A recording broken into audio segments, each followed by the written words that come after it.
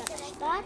Bugün bu kuzu göbeği tohumlarını yani sporlarını buraya dikeceğiz. Ekeceğiz yani. Spor tohum demektir. Mantar tohumuna spor denir. Şimdi bu mantarları ekeceğiz.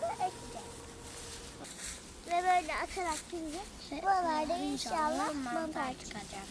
5 kilo mantarımızdan ayırdığımız sap kısımları, sporlu kısımlar bunlar. Hadi ilerleyelim.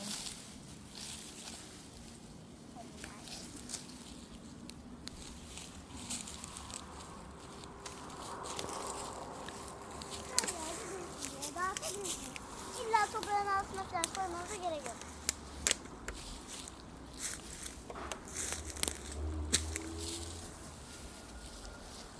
İsterseniz poşeti de aynı yere dikebilirsiniz.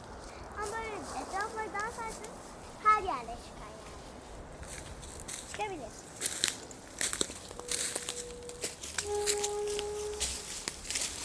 Bunlar atılabilecek kuzu göbeklerimiz. Faydalı içerikleri için abone olmayı unutmayın.